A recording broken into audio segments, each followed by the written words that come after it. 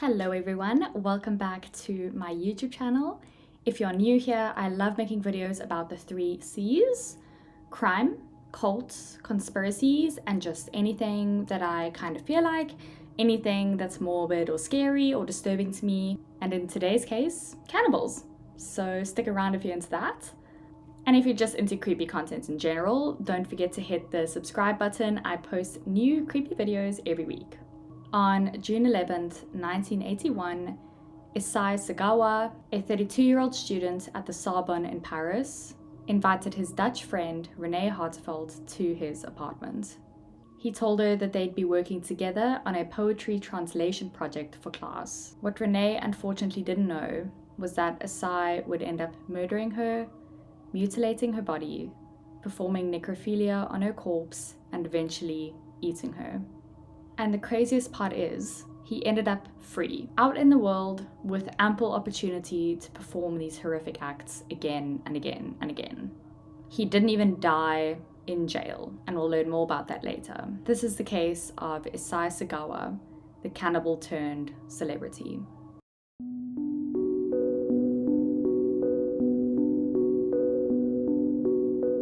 Issei Sagawa was born April 26th of 1949 in Kobe, Japan. He came from a privileged and highly respected family, one that had achieved wealth and social status through the generations. His father, Akira Sagawa, was a prominent businessman and served as the president of Kurita Water Industries, one of Japan's leading water treatment companies. Sagawa's grandfather had also been a person of influence, working as an editor at the Asahi Shimbun.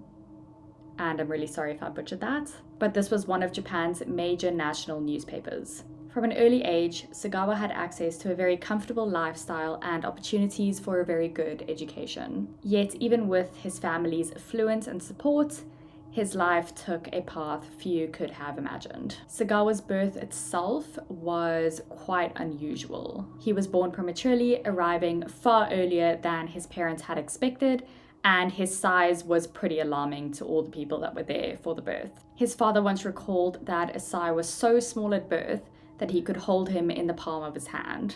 In those days, premature birth could lead to major medical complications, and that unfortunately happened to Issei. Shortly after he was born, Sagawa developed enteritis. This is an inflammation in the small intestine that can be deadly for babies. Doctors treated him with a series of potassium and calcium injections just to help strengthen his really small, fragile body. After these treatments, he seemed to recover without any major issues, though the experience of having a very frail, vulnerable baby definitely left its mark on his family. Growing up, Sagawa's health remained quite delicate. He was a very quiet and introverted child who spent a lot of his time on his own. His reserved nature led him to find comfort in books, so he would often be found reading on his own, not really interacting with the people around him, and that was just how he was throughout all of his school years. He became an avid reader, developing a love for literature that would shape his educational pursuits. People would describe Sagawa in high school as a very withdrawn person,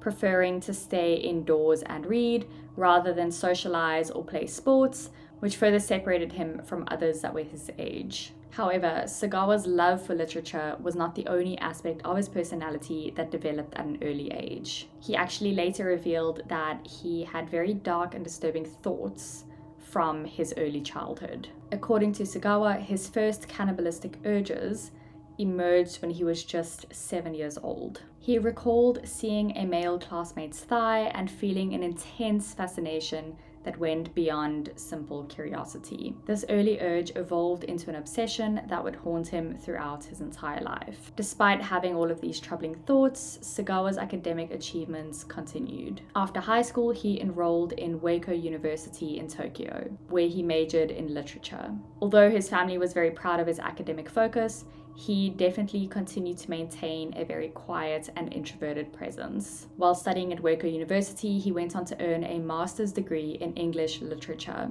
from Kwansei Gakuin University. Again, sorry if I butchered that, but this was a very highly regarded institution in Japan. This academic dedication seemed to present him as a very disciplined and thoughtful young man. but it would actually mask the very disturbing desires simmering beneath his very calm exterior. Sagawa's life took a very dark turn at the age of 24, while he was still studying at Waco University. During this time, he began following a German woman who lived close to him. He would watch her from a distance and study her habits, closely observing when she left her apartment and when she came back. One night, he ended up following her to her apartment. He waited until she fell asleep and then broke into her home. His intention, as he later admitted, was to cut off a piece of her body and take it home with him. This was to fulfill his very long-standing cannibalistic urges. However, he was actually caught in the act.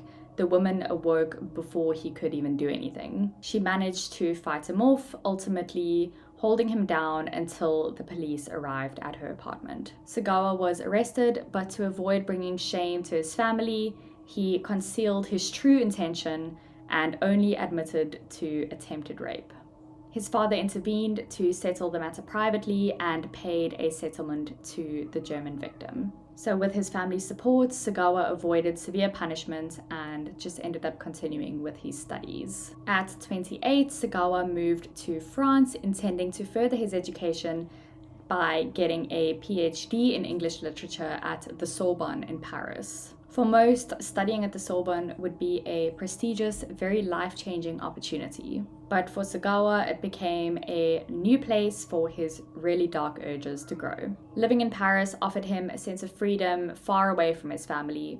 He claimed that while living in Paris, he would frequently hire sex workers and take them back to his apartment. His intent each and every single time was to kill them and consume parts of their bodies, a plan that he had imagined over and over in his brain. However, despite being close to acting on these urges, he always froze at the very last moment. He described feeling unable to pull the trigger when the time came, his hands shaking and his body unwilling to go through with the act. During these years in Paris, Sagawa's urges continued to build. In public, he was a very reserved Japanese scholar who seemed deeply invested in his studies.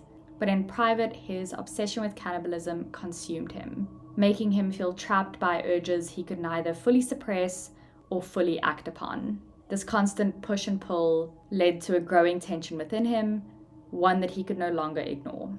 Sagawa later reflected on these years in an interview, describing how intense his urges had become. He openly admitted that nearly every single night in Paris, he would make elaborate plans to kill someone and consume their flesh. But he was held back by a mixture of fear, nerves, and perhaps a sense of inner conflict about what his family would think if he were to act upon his obsession. Still, these repeated attempts left him even more fixated, frustrated that he couldn't fulfill the act he had been fantasizing about since he was just a small child. Looking back on his early life and these events in Paris, it becomes clear that Sagawa's journey was marked by a growing obsession hidden beneath a very intellectual exterior. From his premature birth and early medical struggles, to his isolated childhood filled with books and growing dark urges, Sagawa's life is a disturbing study in the power of suppressed desires and unaddressed psychological issues. On June 11th, 1981, Issei Sagawa, a 32-year-old student at the Sorbonne in Paris, invited his classmate Renee Hartfeld to his apartment. He told her they'd be working together on a poetry translation project for class. This meeting appeared completely normal to Renee, and she actually had no reason to be suspicious of her quiet classmate. She likely saw it as a very simple, friendly study session. However, Sagawa's intentions were much darker. Like I mentioned earlier, Sagawa had been plagued by fantasies of cannibalism for years and years, and had unfortunately chosen Renee to fulfill his desire. He had actually selected her for her striking health and beauty, traits that he envied deeply. Sagawa, who was only 4 feet and 9 inches tall, often felt very insecure about his appearance and saw himself as a weak and unattractive man. When Renee arrived at his apartment, Sagawa acted as good of a host as he could be. He allowed her to settle in and then handed her a stack of poetry, which she then began to read while sitting at his desk. Renee actually sat facing away from him, completely unaware of his intentions. As she continued to read, Sagawa quietly picked up a rifle and approached her from the back. She was completely unaware of the situation. He took aim and fired, shooting her in the back of the neck. The shot killed her almost instantly. Sagawa later confessed that the act of actually killing someone was so shocking that he fainted. When he woke up and saw Renee's lifeless body in front of him, he realized that he had to follow through with his original plan. Sagawa's feelings towards Renee had been a mix of attraction and envy, and these feelings didn't end with her death. In a very unsettling twist, Sagawa proceeded to sexually assault her corpse, acting on the lingering attraction that he had felt for her. Afterwards, he attempted to eat her body, starting with very small bites. However, he quickly realized that his teeth were not nearly sharp enough to tear through her skin. Frustrated, Sagawa decided that he needed proper tools to carry out his plan. He left the apartment and went to a nearby hardware store to buy a butcher knife. Returning to his apartment, he started the grisly task of mutilating Renee's body. He started removing sections of her flesh.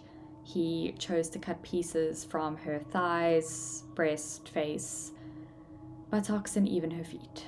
He explained in interviews that he was very methodical about his approach, targeting very specific parts of her body that he felt would fulfill his cannibalistic urges. He actually ended up consuming some parts of her flesh raw, but decided to cook other parts. He was in fact experimenting with different methods of preparing her body for him to eat. He even stored some of the pieces in his refrigerator to eat later, ensuring that he could extend this very disturbing experience. This one got me, so just skip like 5 seconds ahead if you don't want to hear this. It's really disturbing. But he actually ended up admitting that he had removed and consumed her in a single swallow. There are also some really disturbing details that he mentioned after saying this about Renee menstruating, but I'm not going to be saying these things because it's just too much. You can go read up on the interviews if you want to. Throughout this whole process, he also took photographs of her body, capturing each stage of his actions like a form of commemoration. As days passed, naturally the portions of Renee's body that he hadn't eaten had begun decomposing. The smell became very unbearable in his apartment, signaling that he could no longer keep her corpse there with him. He decided it was time to dispose of her body.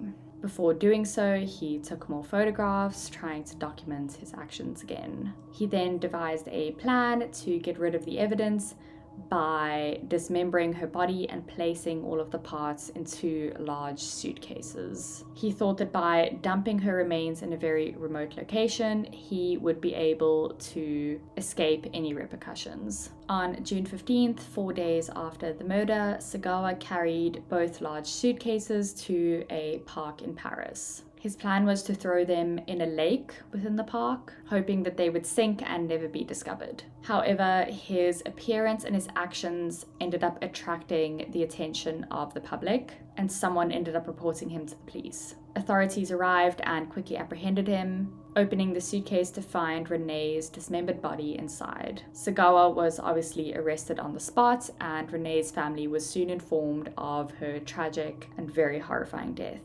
Sagawa's family, obviously wealthy and very influential in Japan, hired a prominent lawyer to defend him. While awaiting trial, Sagawa was placed in a French psychiatric institution, where he remained for 2 whole years. Eventually, his case was brought to Judge Jean-Louis Bruguet, who declared him legally insane. This ruling actually meant that Sagawa would not face a criminal trial. Instead, he was ordered to be held indefinitely in a mental health facility. While he was confined, Sagawa's story attracted a lot of media attention. Japanese author Inuhiko Yamota visited him and conducted a series of interviews, which became the basis of Sagawa's own written account of the murder, later published in Japan under the title In the Fog. This publication contributed significantly to his notoriety, and public fascination with the case only grew larger.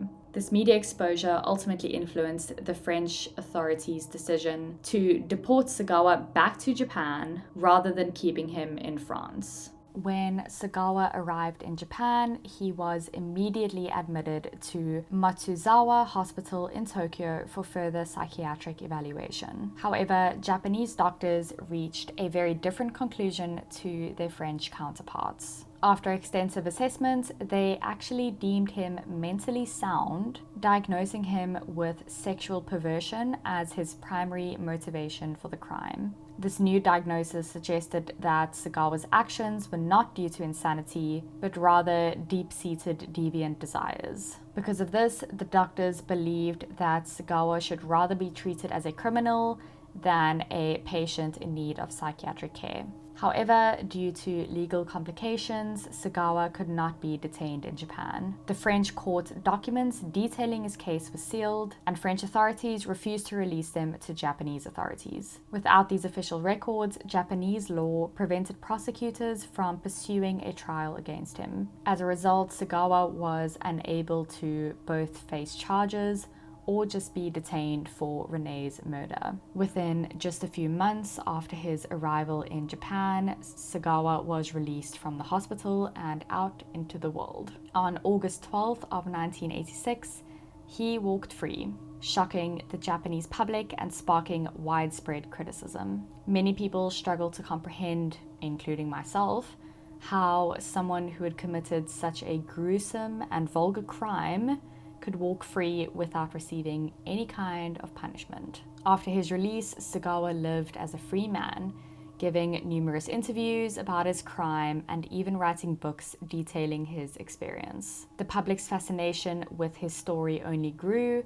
and he ended up becoming a public figure in both Japan and internationally. His freedom and willingness to recount his actions in such detail received significant backlash, as many saw his freedom as a failure for the legal system in both Japan and France. After his release from the mental institution in Japan in the mid-1980s, strangely, instead of hiding away, Sagawa ended up embracing the media attention.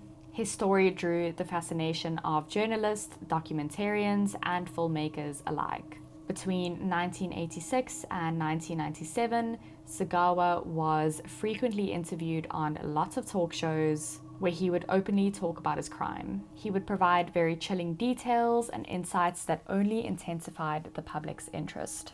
By 1992, Sagawa had even ventured into Japan's film industry. He played a role in a film called Unfaithful Wife, Shameful Torture, which was an exploitation film directed by Hisayasu Sato.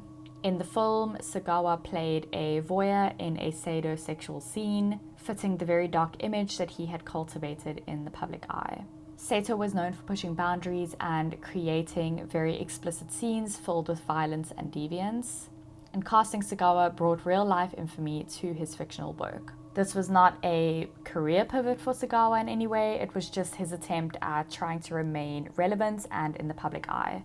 Sagawa's attempts at writing further fueled his strange celebrity. He published several books detailing his own crime, offering his perspective on the murder he had of course committed. One of his works, Shonen A, discussed the Kobe child murders of 1997, a case that had shocked Japan in its own right. In his writing, Sagawa explores the very dark psychology behind these acts, trying to connect his own dark urges with the violent impulses of other people. His books garnered very significant media attention and actually sold pretty well initially. Readers were drawn to his first-hand accounts of one of the most unsettling crimes in modern memory. On the other hand, this also thankfully caused a public outrage and led publishers to actually distance themselves from him, ending his brief success as an author. When his books lost their audience, Sagawa attempted to pivot into a different kind of writing. For a short while, he wrote restaurant reviews for Spa, a Japanese magazine, critiquing dishes and dining experiences, a stark contrast to the violence people usually read in his writing. But even this venture couldn't escape the haunting reality of who he was. The public found it very grotesque that a man known for cannibalism was now given a platform to discuss food. Unsurprisingly, his career in magazine writing did not last very long. At one point, Sagawa sought a more stable employment and actually applied to work at a reputable French language school. According to reports, the manager actually initially considered hiring him. He was very impressed at Sagawa using his real name and being very transparent throughout the process. However, when employees found out who he was, they obviously strongly objected, feeling very uncomfortable working alongside someone known for being a murderer and a cannibal. Under pressure from the staff, the manager withdrew the offer, and Sagawa's attempt to re-enter society and the working world was taken away from him once again. In the early 2000s, Sagawa's life had shifted dramatically. In 2005, his parents passed away and he faced another tragic event. He was actually banned from attending their funeral due to his history and the stigma attached to him. Any financial security that he might have gotten from his parents was drained, as he was paying off their remaining debts with the money. With no remaining support system and very limited options, he eventually moved into public housing. In a 2011 interview with Vice, Sagawa described the experience as an ongoing punishment. He revealed that he had to rely on welfare to survive, and he was unable to find employment or stability due to his public image as a murderer and cannibal. I personally think him living off welfare and being basically socially exiled with no money and not being able to get any kind of employment is what he deserves, since he didn't even go to jail for his crimes. He was basically put in his own social prison. The hardships that Sagawa faced eventually took a toll on his health. In 2013, he suffered a cerebral infarction, a serious form of stroke that severely impacted his physical and mental abilities. The stroke caused damage to his nervous system, affecting his mobility and requiring him to rely on daily assistance from caregivers. With his brother and a team of caregivers providing the basic help, Sagawa found himself in a state of full dependency on them. In this stage of his life, he reportedly began to reflect quite deeply on his past, expressing regret over his obsession with cannibalism and necrophilia. His remorse was an admission that came way too late and did very little to alter public perception of him. For the final years of his life, Sagawa lived alone under very close care. No longer able to live independently, he became a very reclusive figure, barely recognized or acknowledged by society. This solitude followed him until November 24th of 2022, when he was admitted to a Tokyo hospital. He succumbed to complications of pneumonia and passed away at the age of 73. His death marked the end of a life that had horrified and fascinated the public for many years. So that is the case of the cannibal that turned into a Japanese celebrity. And can I just say, wow, we definitely failed as human beings, letting this guy walk free with no kind of punishment really after all of the crimes that he committed. And we even let him become bloody famous. What is wrong with us? Why did we do that? What the actual... But anyways, I could rant about this for 10 minutes and I'm sure you could too, so we're not going to get into that. But you know the drill. If you like this video, please don't forget to actually like it. And if you enjoy this kind of content, please don't forget to subscribe. And please comment down below what your thoughts are on this case. And please have a little rant in the comments, because I will rant along with you on this whole disgusting, vile story. But I will see you next week for another creepy, scary, or disturbing video. And I hope that you have a beautiful week.